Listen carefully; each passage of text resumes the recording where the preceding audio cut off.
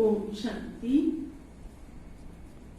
हम संगम युगी ब्राह्मणों के लिए ये युग बहुत ही श्रेष्ठ और कल्याणकारी युग है, जबकि स्वयं निराकार परमपिता परमात्मा शिव ने साकार माध्यम प्रजापिता ब्रह्मा के मुख कमल द्वारा हम मनुष्य आत्माओं को सच्चा ज्ञान देकर जीवन परिवर्तन करते, जो कि सतीवी दुनिया के लिए देवत्व पद प्राप्त करने के लिए लक्ष्य भी देते हैं। आज अभी लॉकडाउन के समय पर वो अलौकिक बचपन की कुछ अद्भुत बातें मानस पटल पर उभर आए, जो कि हम आप सबके साथ शेयर करना चाहते हैं। यादगार के रूप में हमारी पूर्वज दादियां छत्र छाया की तरह आज भी हमारे साथ हैं, जिसका अनुभव हर पल होता रहता है। ये हमारा अपना व्यक्तिगत अनुभव है कि हम कितने न भाग्यशाली हैं। आज आपके साथ अपने उन सुखद क्षणों की कुछ बातें सुनाने का मन करता है। ये बातें 1979 की, जब हमने आदरणीय सती दादी जी के अलौकिक पालना में खुर्शेदबाग लखनऊ सेवा केंद्र पर ईश्वरीय सेवाओं हेतु रहना शुरू किया। कुछ समय तक लौकिक घर में आना जाना और कुछ समय ऐसे ही चलता रहा। ज्ञान तो ऐसे था ही, बाबा से कई बार मिलन भी हुआ। फिर भी एक बार 1981 में मधुबन में अव्यक्त बाप दादा से मधुर मिलन के लिए जाना हुआ। उस समय की विशेष उपलब्धि कि बाप दादा एक एक बच्चे को सन्मुख मिलन मनाते और मुख में टोली खिलाते थे। इसमें मेरा बहुत बड़ा सौभाग्य रहा। ऐसे ही जब हम अव्यक्त बाप दादा के सन्मुख पहुंचे, बाबा बहुत प्यार से दृष्टि दे रहे थे। उसी समय आदरणीय मोहिनी दीदी जी भी वहां पर उपस्थित थी और उन्होंने कहा कि बाबा, कुमारी को कहां पर रहना है? तो बाबा ने दृष्टि देते हुए कहा कि दीदी दादी से पूछना। बाबा मिलन के बाद जब दीदी और दादी से मिलना हुआ और दीदी दादी के सामने ये बात रखी, तो दीदी दादी ने कहा कि आपको लखनऊ में ही सती दादी जी के साथ सेवा में अपना समय देना है, और कहा कि लखनऊ में अभी तक किसी भी सेवा केंद्र पर कोई कन्या नहीं है। इतना ही सुन करके हमारा मन गदगद हो उठा और जैसे ही मन शांत और स्थिर हो गया और एक वरदान मिल गया। उसी समय हमने एक संकल्प ले लिया कि ईश्वरीय सेवार्थ हमें सती दादी जी के पास रह करके ही सेवाएं देना, और ये हमारी बहुत ही खुशी के दिन थे। उन दिनों लखनऊ में 3 दादियां थी। दादियां अपने अपने सेवा स्थान पर सेवाएं देती थी, लेकिन हम तो अपनी प्यारी मीठी सती दादी के सानिध्य में ही पले और बढ़े। सती दादी जी ने बहुत ही रूहानी प्यार से, स्नेह से पालना दी और मार्गदर्शन प्रशस्त किया, जिससे हम ईश्वरीय सेवाएं करते भी आगे बढ़ते रहे। आदरणीय सती दादी जी का त्यागी तपस्वी जीवन हमें बहुत प्रेरित करता रहा। सती दादी जी में योग तपस्या की पराकाष्ठा और ज्ञान की गहराई थी। वो तो सदैव 2-2:30 बजे सवेरे उठकर योग करती और हमें भी प्रेरित करती। उनके योग की अवस्था वाकई बहुत ऊंची थी। उनके नयनों से तेज, प्रकाश और लालिमा दिखाई देती थी। ज्ञान की गहराई में जाकर के दादी जी नित्य प्रति कोई न कोई नई बातें सुनाती थी। कभी कभी बाबा की, साकार बाबा की भी अनुभव सुनाती थी। दादी जी के जीवन में बहुत ही एक अथक रूप से सेवा करने का संकल्प रहता था। कभी भी हम उनके जीवन में किसी भी तरह का आलस्य और अलबेलापन नहीं देखा। सती दादी जी के अंदर मुरली पढ़ने की बड़ी जागरूकता थी। मुरली की पोस्ट आते ही तुरंत खोलकर 4-5 जो मुरलियां होती थी तुरंत पढ़ करके और उसका अध्ययन करती थी।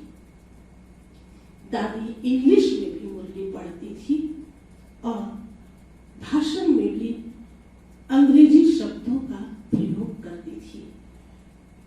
सेवा के क्षेत्र में कहें तो दादी जी हमेशा आगे से आगे जहां भी जाना होता, चाहे वो कोई अधिकारी हो, चाहे वो राजनेता हो और चाहे कोई किसी परिवार में जाकर भाई बहनों के बीच में उनकी पालना का अनुभव कराना हो, क्योंकि दादी जी बहुत प्यार से दृष्टि भी देती थी और बच्चों की महिमा भी करती थी।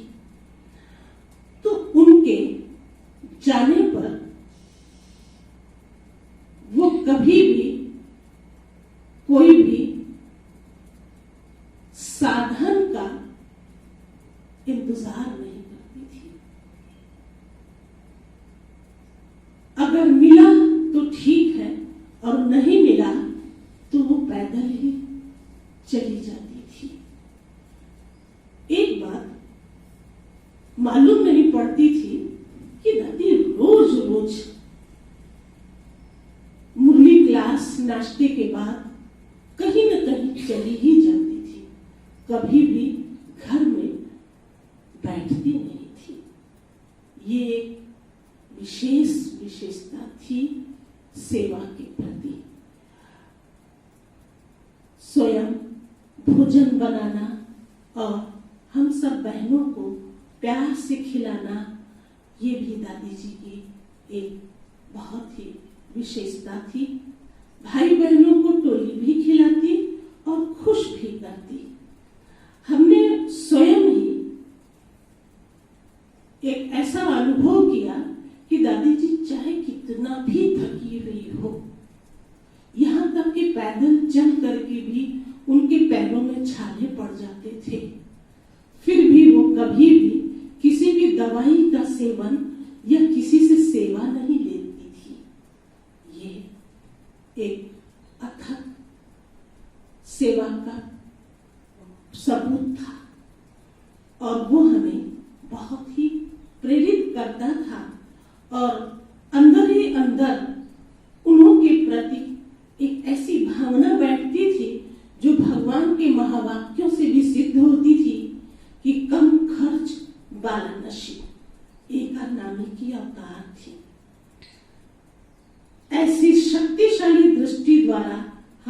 सबको संपन्न बनाते हुए हमने उन्हें देखा।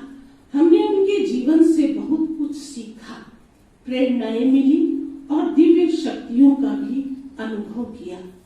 उन दिनों लखनऊ सेवा केंद्र पर आने जाने के लिए जो दादियां थी साथ में, वो कभी न कभी आपस में आकर के मिलती थी और हम भी उनके साथ बैठते थे। और कभी भगवती दादी भी हमारे से प्रश्न भी करती थी कि तुम कैसे ब्रह्मा कुमारी बन गई। आजकल की कुमारियां तो जल्दी ऐसी सेवाओं पर निकलती नहीं है। बहुत अच्छा लगता था उनके साथ मिलन मुलाकात करते। बहुत प्यार से पुचकार के कोई न कोई बात पूछती ही थी और बड़ा पक्का दृढ़ विश्वास दिलाकर आगे के लिए उमंग उत्साह भी देती थी। ऐसे धीरे धीरे समय तो कहीं न कहीं सेवाओं प्रति लगता ही था और हम भी कभी सती दादी के साथ भगवती दादी के पास जाना होता था। जब ये दादियां आपस में बैठकर बातें करती थी और कहती थी आज भंडारी से ये निकला है तो मुझे ये पूरा ही पैसा भंडारी का मनी ऑर्डर करके मधुबन भेजना है, तो सोचते थे कि इन दादियों का यज्ञ से कितना प्यार है। अंदर आता था क्योंकि हमें भी कोई ना कोई बातों की अनुभूति एक नजदीक पने की हुआ करती थी और वो दिव्य शक्तियों के आधार से उनका जो हाव भाव होता था वो हमें बहुत ही निकटता का अनुभव कराता था। दादी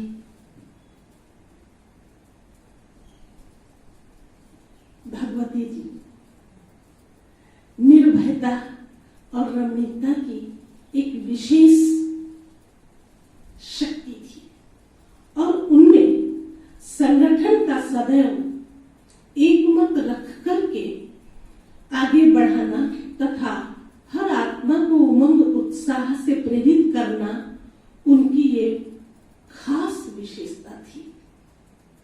और उनके जीवन से हमें ऐसी प्रेरणाएं मिलती थी कि बुजुर्ग होते हुए भी कितना उनके आवाज में बुलंदी, मधुरता और शक्ति दिखाई देती।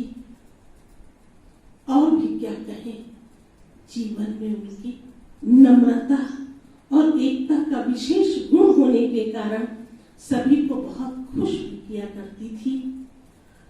जब कभी ऐसे ही 2-4 भाई बहन बैठते थे तो फिर कुछ न कुछ बाबा की, साकार बाबा की अनुभव की बातें सुनाती और मुरली के प्रश्न पूछ कर और सबको प्रफुल्लित करती, खुश करती और बहुत ही उनके साथ अच्छा लगता और बड़ा आनंद आता था। भाई बहन भी उनके साथ मिलकर के बहुत हर्षाते थे। उन्होंने अपने जीवन में सदैव लव और लाभ का बैलेंस रखा। मर्यादाओं और धारणाओं में बहुत कड़क थी, लेकिन ईश्वरीय पालना में सदैव वात्सल्य के दर्शन होते थे। आदरणीय भगवती दादी जी अक्सर हमें फोन करके बुला लिया करती थी और कहती थी आकर के कुछ न कुछ समाचार सुनो। दिल की लेन देन भी करती थी, पूछती थी कोई परेशानी, कोई चिंता, कुछ लेना, कुछ मानना, मतलब कुछ न कुछ वो अपनी बात जरूर सुनाती थी।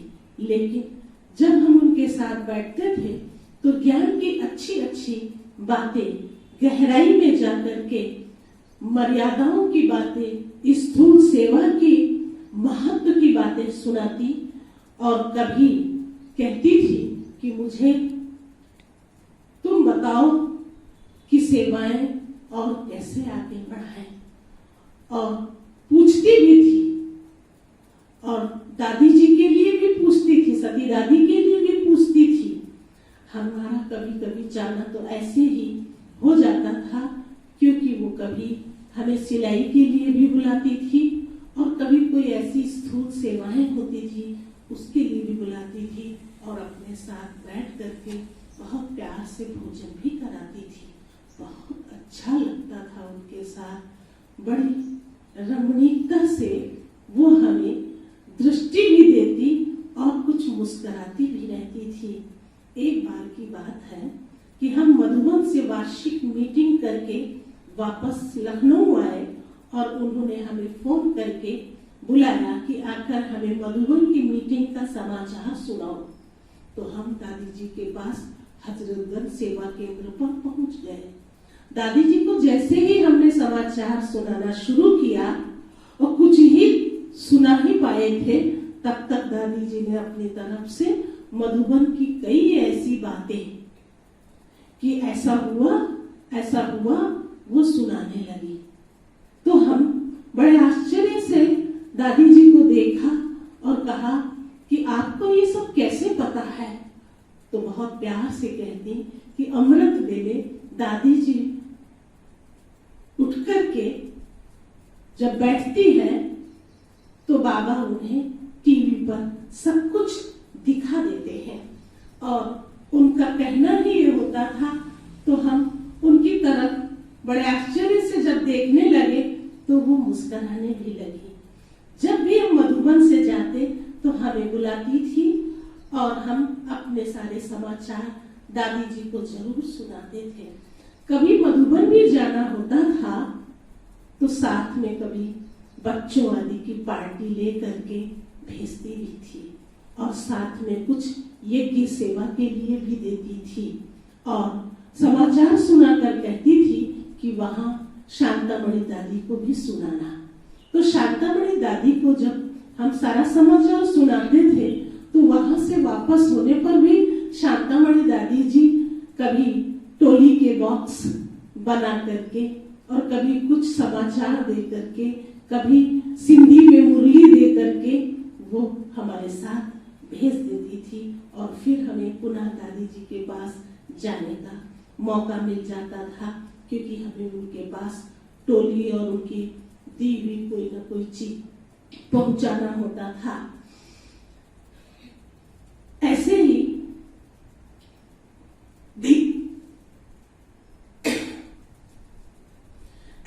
धीरे धीरे समय बीतता गया, और बड़ा जीवन के अंदर एक अद्भुत सी प्यार और स्नेह की जो भावना थी उन दादियों के प्रति उमड़ता ही रहता था, क्योंकि कभी पीछे नहीं हटने देती थी। कभी कहीं प्रदर्शनी आदि हो, कोई सेवा हो, तो जरूर हमें वहां भेजा भी करती थी कि बुलाओ माधुरी को और वो वहां चली जाए। इन दादियों की छत्र छाया में हम पलते और बढ़ते भी गए, और बड़ी खुशी और भाव विभोर होकर के बड़ा ही आनंद आता था। एक बात मुझे याद आती है कि दादी जी में हिम्मत और साहस बहुत था। सुनाना चाहते हैं कि दादी जी एक बार पता नहीं कैसे क्या संकल्प ले करके खुर्शेदाबाद सेवा केंद्र पर आई। आती तो वो अक्सर करके ही थी, लेकिन ये ऐसे समय की बात है जब हमने उनको देखा कि ये खुर्शेदाबाद सेवा केंद्र पर आई और हम सबके साथ मिलना जुलना हुआ, चिट चैट भी करते रहे। देखा कि दादी के पैर तो बहुत ही सूजे हुए हैं, और हमारे पूछने पर भी उन्होंने बहुत प्यार से ये कहा, अरे ये कोई बात नहीं। लेकिन आश्चर्य तो लगा, क्योंकि हजरतगंज की सीढ़ियां कि कैसी उतरी होंगी और कैसे वो चढ़ेंगी भी। लेकिन एक बल, एक भरोसा उन दादियों में खूब देखा, एक निश्चय और विश्वास, एक बाबा दूसरा कोई नहीं, ऐसे शब्दों से भी कहती थी और हम स्वयं से स्वयं भी अनुभव करते थे। दादी जी यहां से खुर्शीदाबाद से फिर हजरतगंज वापस चली गई। हफ्ता भी नहीं बीता था, फिर फोन करके बुलाया और कहा माधुरी को भेज दो। जब हम वहां पहुंचे तो दादी जी कुछ अस्वस्थ सी दिख रही थी और जब हम दादी जी के पास बैठे तो उन्होंने अपने ही सेवा केंद्र की कुछ ऐसी चीजें बताई जो बाहर बाजार में पड़ी हुई थी, वो रिपेयरिंग के लिए थी। और बताया कि इन्हें मंगा लेना है। दादी जी से बातचीत करते करते दादी जी ने फिर स्वयं कहा, अच्छा चलो तुम हमारे हाथों में तेल लगाओ। बहुत खुशी के साथ दादी जी के हाथों में जब मैंने तेल लगाना शुरू किया तो हाथ बहुत ही ठंडे, धीरे धीरे ये भी हम देख रहे थे कि जैसे जैसे हम तेल लगाते वैसे ही वो पानी भी छोड़ रहा था। दादी जी को ये बात बताते हुए कहा तो दादी जी ने मुस्कुराते हुए कहा, अच्छा अब तुम खुर्शीदाबाद चली जाओ। बहुत पुचकार देते हुए कहा कि सती दादी तुम्हारा अब इंतजार कर रही होगी। तो हम फिर वहां से एक संकल्प लेकर के सोच के चले कि दादी जी की तबीयत तो ठीक नहीं है, लेकिन कह रही है तो हमें जाना तो जरूर होगा। लेकिन चलते चलते भगवती दादी जी ने एक बात कही कि सती दादी का आंख का ऑपरेशन हुआ है और उन्हें हमारी तबीयत के बारे में मत बताना और उनको कह देना कि वो यहाँ नहीं आवे क्योंकि उनके आंख का ऑपरेशन हुआ है। और हम वहां से जब चले तो खुर्शीदाबाद सेवा केंद्र पर पहुंचे और पहुंचते ही देखा कि सती दादी तैयार खड़ी थी। जाते ही जैसे ही आंगन में पहुंचे दादी जी को देखा कि कहीं इन्हें जाना है तो दादी जी से हमने पूछा कि आप कहाँ जा रहे हो?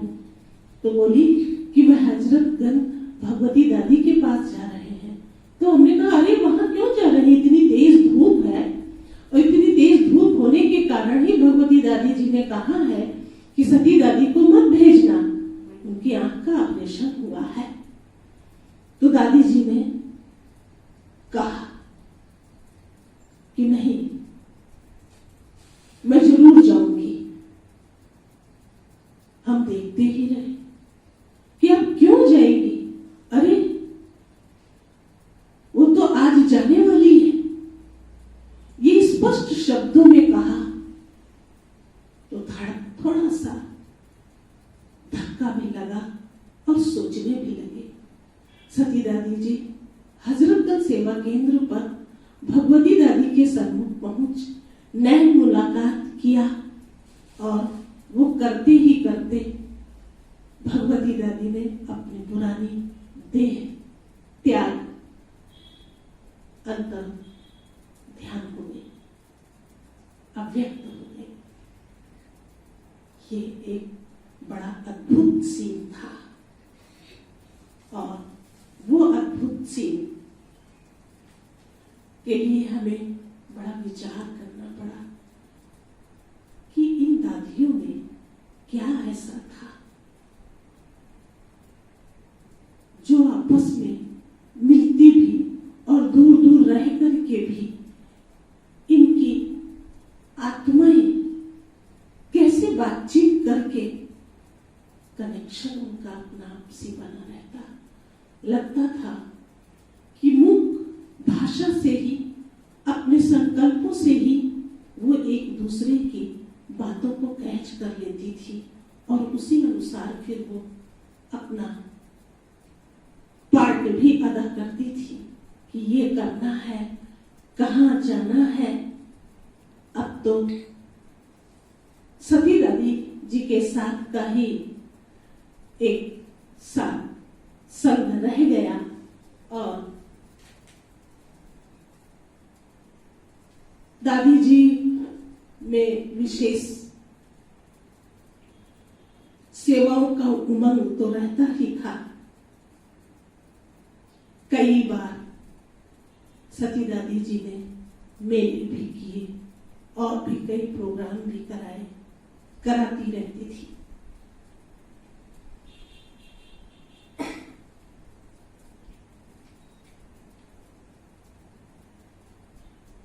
हम सोचा करते थे कि साकार बाबा की जिन दादियों को जो पालना मिली वो आज हमें मिल रही है, इसका एक बहुत अनोखा और सुखद अनुभव होता था। आज भी हम अगर उन शक्तियों को देखते भी, आवाहन भी करते हैं, तो वो आज भी हमारे साथ है और हमारी छत्र छाया बन करके भी हमें सुरक्षित रखती है और शक्तियों से भी हमें ओतप्रोत करती है और उनमें अपने जो दैवी गुण दिव्यता थी उसका भी आभास होता था कि कैसे आज भी हम सब के मध्य अपना वो पार्ट अदा कर रही हैं। ऐसे हम आज भी आदि रत्नों के लिए जो महिमा करते हैं और उस महिमा में ही एक बात आती है कि जितनी हम उनकी महिमा करते हैं उतने ही हम सबके कार्य सिद्ध होते हैं, सफलता मिलती है और ये उनका ही एक सूक्ष्म दुआएं कहो, आशीर्वाद कहो, छत्र छाया कहो, जिसका अनुभव आज भी हमें होता है और इन्हीं वरदानों से आज भी हम आगे बढ़ रहे हैं। और ये भी एक बात आती है कि वो ऐसी गुप्त शक्तियां जो आज हमारे सन्मुख साकार रूप में न होते हुए भी बीज तो उन्होंने ही बोया था और फल हम सब खा रहे हैं। इन्हीं वरदानों से भी हम अपना आज का जो विशेष रूप से सेवाएं देते चलते आगे बढ़ते और संगठन के बीच का अनुभव भी करते बढ़ते हैं और बढ़ते ही रहेंगे। जैसे कि उन्होंने ये बहुत इच्छाएं थी कि जो भी बाबा का बच्चा बने वो दिन दूना रात चौगुना आगे बढ़ता रहे। ये उन आदि रत्नों की चाहना और उन आदि रत्नों की हम बच्चों के प्रति भी एक शुभ भावना, शुभकामना रहती थी। तो ऐसी महान विभूतियों को, ऐसी महान आदि रत्नों को हम बहुत ही दिल से, स्नेह से बार बार कोटि कोटि प्रणाम करते हैं, नमन करते हैं, नमन करते हैं। ओम शांति।